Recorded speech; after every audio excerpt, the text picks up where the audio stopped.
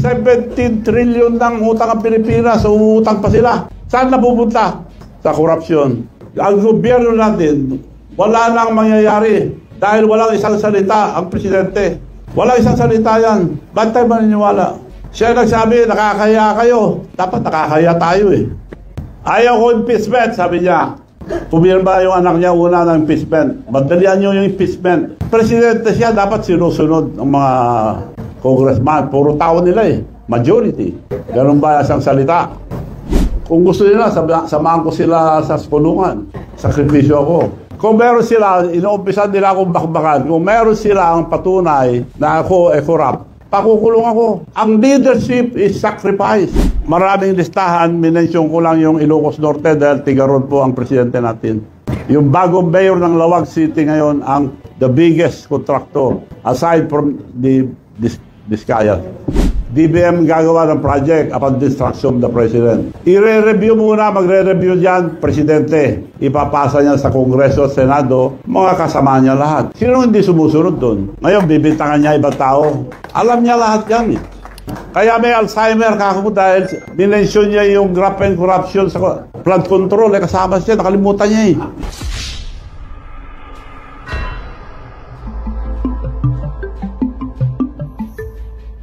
Muna. Huwag na tayo lumayo. Dahil yung mapa, as far as flood control is concerned, at buong Pilipinas, sino naka-corner? Yung mga Diskaya. Eh sila ang contractor nila eh. Ba't pa ibistigan nyo na muna yun? Andun na natakalukuhan. So kung antayin natin ang Senado, mag-ano pa yan eh. Tatagal pa. Diretso na lang to. At ang suggestion ko lang, huwag na natin pahirapan ang taong bayan. Yung rally, baka may manggulo pa. Ang pakiusap ko lang, it will be a peaceful revolution about corruption. Ang mga kabataan at mga estudyante ang maglilid ang revolution na ito. This is not for ourselves, this is for the future of our children. Mga kabataan, pabayaan natin sila. Sila mag-lead itong revolusyon para matanggal ang graft and corruption. Ang suggestion ko lang, ewan ko kung papayag sila, huwag na tayo magpunta sa kalye, baka guluhin pa nila. As high school and colleges, pero yung mga nasa kindergarten, yung mga elementary, tuloy ang pag-aaral. Hinto muna sila hanggat di bumababa lahat ng mga korap sa gobyerno.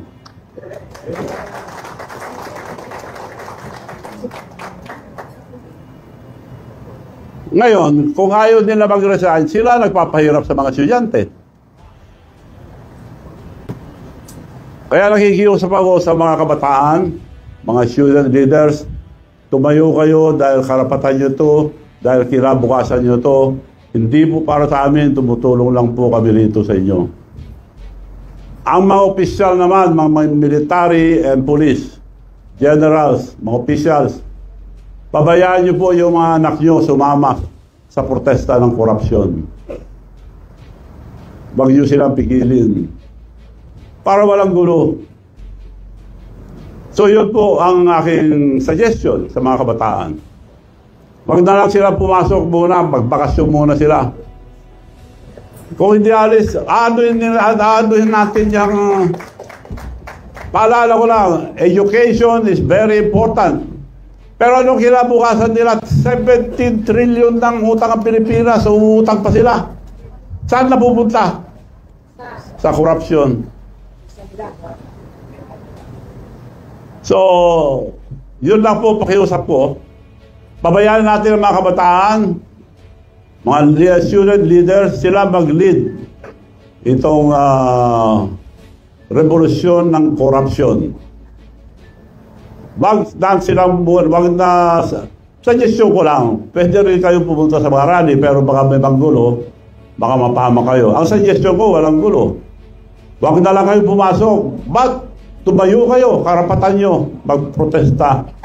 Dahil sa ang gobyerno natin, wala nang mangyayari dahil walang isang salita ang presidente. Walang isang salita yan. Ba't tayo maniniwala? Siya nagsabi, nakakaya kayo. Dapat nakakaya tayo eh. Kasama, yung sila Diskaya, sila ang kontraktor niya eh.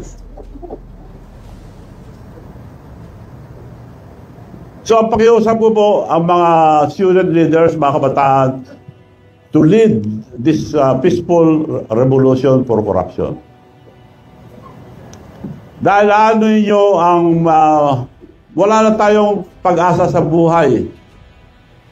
This is your future. This is your future. Yung mga kabataan, hindi po sa amin.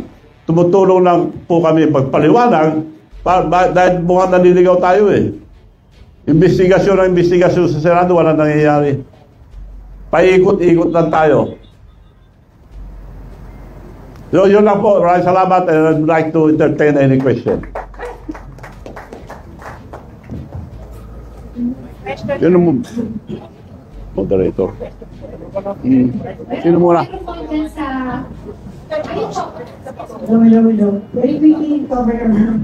We pump in, OFWs are 10 million outside of this country. And then, they pump in 33 billion US dollars in this country. Nagagalit na sila at talagang gusto na nila magwala din. Kasi they work their butt out to provide for their families. Ang tanong, if they stop remittances, at mangyayari dito sa Pilipinas, 33 billion US dollars. Stop yung remittances sa mga OFW. It could be more. Pwede daw stop yung remittances sa mga OFW as a form of protest. Pwede rin yun, pero hindi na dapat yun para di mahirapan yung mga kamag-anak nila rito. Yan pinakamagandang naisip ko, huwag na lang pumasok. Kung gusto nilang ituloy ang mga estudyante, dapat mag-resign lahat ng korap. At lahat ng mga politician, huwag tayong makialam, pabayaan natin ang kabataan magprotesta. Because this is for your future. Mga kabataan, sila, hindi tayo. Sila na masisira kung di pa tayo tutulong kikilos. Pwede rin yung suggestion nyo, pero wag na dahil mahirapan lang mga kamag-anak nila. Sir, good afternoon. Sheena Corno from SMNI News. Sir, your reaction lang kasi this week nag-resign si House Speaker Romualdez at sa gitna nga ng kontrobersyal na maano man yung flood control project. And ngayon sinasabi ng mga kongresista, especially Sandro Marcos, na pinapauwi na nga itong si Representative Zaldico dahil nga sinasabi na siya ang nasa likod ng mga katiwalian dito sa flood control. Sir, sa tingin niyo, damage control lang itong ginagawa nila para hindi lumala yung galit ng taong bayan? Ang pinalit, mabuting tao yan, si Buji D. Pampaganda lang nila yan. Pero kung tutuusin mo, same dog, different color. Paano siya susunod din sa naglagay sa kanya dyan? 10 beses mo palitan ang speaker, ganun pa rin. Palitan natin lahat ng korap na mapapisyal. Sa ibig sabihin, useless yung ginagawang pagdinig, especially po sa Kamara. Useless. Huwag na tayo maglukuhan. Paikot-ikot lang po tayo. Please sabihin mo sa Daily Chronicle. Papilan ko muna po si Eddie. Anyway, parang po po ito. Kasi kausap po si Mayor Magaling ngayon ng Naga. And his comment was like, sa House at sa Senado, you can divide the members. Isa, pro Duterte, yung kabila, pro Marcos. Ang makakalungkot lang daw po, sabi niya, walang para sa bayan. Para ni Duterte, para ni Marcos, walang para sa bayan. Ano reaction ko sa comment ni Mayor Magaling? Ano yun? Paano? Bakit wala daw para sa bayan ng tato? Parang it's either pro Duterte ka or pro Marcos. Meron bang nasa gitna? Meron bang para sa bayan? Well, this is the time to cross party line. Sama-sama muna tayo lahat. Tanggalin muna natin mga korap. Kasi yung mga ibang nagpuprotesta dyan, may ambisyon din eh. So pabayaan natin ang mga kabataan muna. That's true. Divided dyan dahil may kanya-kanyang grupo.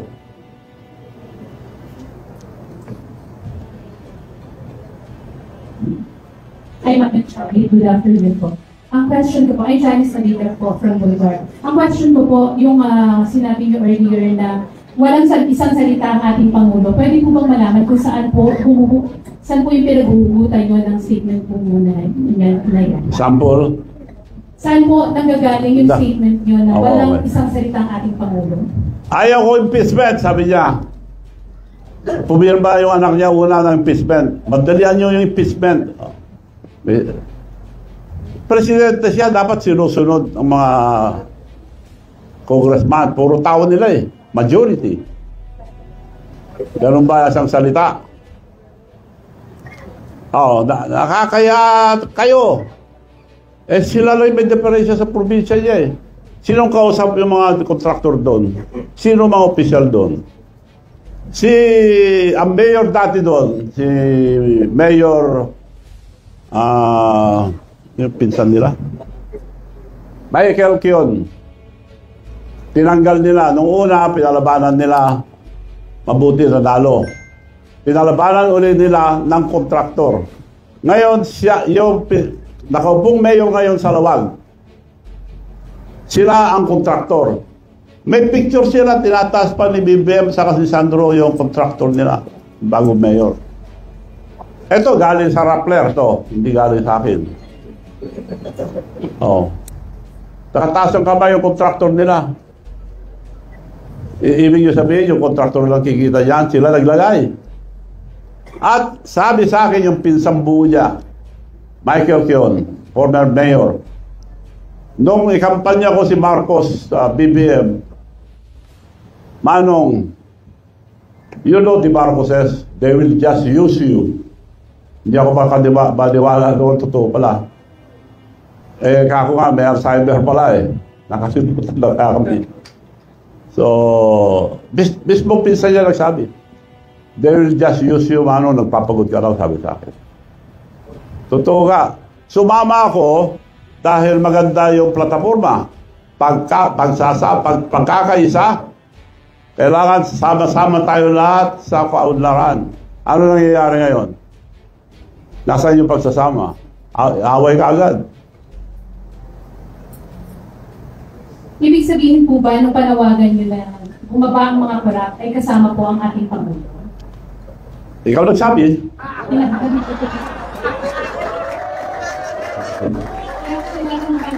Kung ibig sabihin po ba kasama ang ating Pangulo sa panawagan nyo? Katulad po ng sinabi ko kanina. Sinabi ko na eh.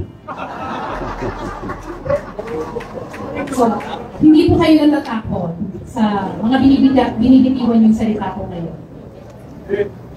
Kung gusto nila, samahan ko sila sa kulungan. Sakripisyo ako. Kung meron sila, inuumpisan nila akong bakbakan. Kung meron sila ang patunay na ako ay corrupt, pakukulong ako. Now, to give you one example, nag-mayor ako sa Narpacan dahil gusto ko lang tanggalin yung mga corrupt doon. One term. Wala kaming palengke, wala kaming bagong munisipyo. All the towns of Ilocosur, bago ang palengke, bago ang munisipyo nila, except Narpacan. Anong ginawa ko? Nagbigay ako 10 hectares, binibili nila ng 500 million, 5,000 per square meters. 10 hectares, di halaga ng 500 million. Tinatawaran sa akin ng 500 million. Ang worth noon, 800 at the time. Ngayon, 15,000 na per square. Anong ginawa ko? Did I took advantage? No. Hindi ko binenta sa munisipyo. Ngayon, nakatayo ng palengke bago, munisipyo, lahat. Binigay ko lang ng 1.2. Lugi kagad ako ng 380 million. Ang leadership is sacrifice. Hindi panguhurakot. Okay po. Yung next question ko po, bakit po naisip nyo ng kabataan ng gusto nyo magsimula ng peaceful rally? Dahil future ang mga kabataan ang iniisip ko. Kailangan tulungan natin ang kabataan. This is the future of our children. Saan sila pupunta kung puro 17 trillion ang utang natin? Umuutang pa tayo, nawawala naman lahat sa mga korap. Kaya kailangan sila mag-lead. para walang masabi ang tao na politician yan, marami mga bintangan, inggitan. Mga kabataan mag-lead, supportan natin sila. Student leaders, tumayo po kayo. Dahil kinabukasan nyo ito, hindi namin kinabukasan. So may hahanda na po ba kayong hakbang para kayo pong magpasimula? Suggestion ko lang yun kung gusto nila. Yun ang the most peaceful. Ngayon, yung mga ibang leaders, sinasama sila sa protesta. Baka mangyari pa kagaya sa Nepal. Magulo masyado. Ayaw ko yung mapapamag din yung mga estudyante. So, Kaya ako nga peaceful revolution against corruption. so sa tingin niyo po, paano natin masisiguro na hindi sila magagamit ng any sector para sa pansarili nila? Kaya nga nakikiusap ko rito, kasapin natin lahat. Pabayaan natin ang mga kabataan ngayon kumilos. This will be the first time in the Philippines, or I think in the world, na ang kabataan ang mag-lead ang revolution against corruption. Pakita natin sa buong mundo na hindi tayo gagaya sa iba na magulo. May namamatay, may nababasag, may nasisira.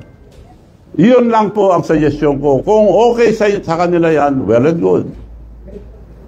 Okay, maraming salamat po. Good afternoon, Go. Good afternoon, ma'am. Isa ng Philippine Girl. Kanina po binanggit nyo na ang presidente kasama doon sa minensyon nyo kanina. Can you name names? Mga contractor lang ba ang sinasabi niya na corrupt? Or meron pa pong mga iba kayong gusto na po yan? Can you name names? Marami po kontraktor, pero kinuha ko lang sa Rappler ito. At maraming listahan, minensyon ko lang yung Ilocos Norte dahil tigaron po ang presidente natin. Yung bagong mayor ng Lawag City ngayon ang the biggest contractor aside from the Vizcaya. Magandang hapon po sa lahat at lalo na po sa inyo, Dr. ng Charles Simpson. Maraming salamat po at kayo ay nakikita namin na nakikisa sa sentimento ng mga mamayang Pilipino. At tungkol lang po doon sa sinasabing pagsisinungaling, natagdagan ko lang po. Maliwanag po ang pagsisinungaling ng ating Pangulo dahil doon sa binanggit na po na 5,500 na flood control project na natapos na at marami pang kasunod. Subalit ang Panginoon po ang nagpahayag na talagang wala pong natapos. Yun po ay isang kasinungalingan po na hindi na na-verify. Kaya tama po ang sinabi niyo na napakasinungaling po talaga. At tungkol naman doon sa sinasabi na kung kasama ba ang Pangulo sa korupsyon, kitang-kita naman po. Dahil unang-una, ang lahat ng nagaganap na ito, imposibleng walang kinalaman ang ating head of the state. Dahil siya po ang pinakamataas na tao sa ating bansa, dapat po lahat ng nagaganap bilang competent leader ng ating bansang Pilipinas, dapat po talaga ay alam niya ang nagaganap at nangyayari. Katulad nga po ng 250 na congressman na pumirma, imposibleng hindi niya alam dahil alam niya po na ang anak niya ang nanguna rito. Yun lamang po. Maraming salamat po. Mukhang tama po kayo dyan. Ang budget, iuutos ang presidente sa DBM. DBM gagawa ng project upon the instruction of the president. I-re-review muna, magre-review dyan, presidente. Ipapasa niya sa Kongreso at Senado, mga kasama niya lahat. Sino hindi sumusunod doon? Ngayon, bibintangan niya ibang tao. Alam niya lahat yan. Kaya may Alzheimer kako dahil minensyon niya yung graft and corruption sa flood control. Kasama siya, nakalimutan niya eh. Good afternoon, Dr. Manala from the Telecom. May nakausap na po ba kayo ng mga student leaders or student organizations to spearhead this youth-led movement? Wala pa, nababasa ko lang, nababalitan ko lang na kumikilo sa mga estudyante. Narinig ko lang nagsalita sila. Dapat sila ang mag-lead dito, hindi tayo. And how do you envision this youth-led movement kung sakasakaling may tumugo sa kalawagan ninyo na pamunahan ng kabataan, ng revolusyon sa pamagitan ng huwag pagdalo sa mga eskwelahan? Paano hindi po ito nakikita ma-execute ng mga kabataan? Well, future nila ito eh. So yun ang future nila. So sila ang bahala. Kung ayaw nila, sila maapektuhan. Kung hindi hinto itong korupsyon, sila apektado. Wala silang kinabukasan. Kaya dapat sila ang kumilos mismo para hindi mabahiran ng mga politika. So yung pong boycott ng mga estudyante sa eskwelahan, pagdalo sa eskwelahan nila, sa paaralan is should be continuous habang hindi umaba yung mga corrupt sa pamahalaan. Suggestion ko lang yun para peaceful. Walang gastos pa. Lalaban tayo sa demonstrasyon. Ang dami nilang pera. Lalaban sa demonstrasyon. Magbabayad sila ng mga kalaban. Mumurahin pa tayo yung mga attack dog. Marami silang attack dog. Yung mga trolls.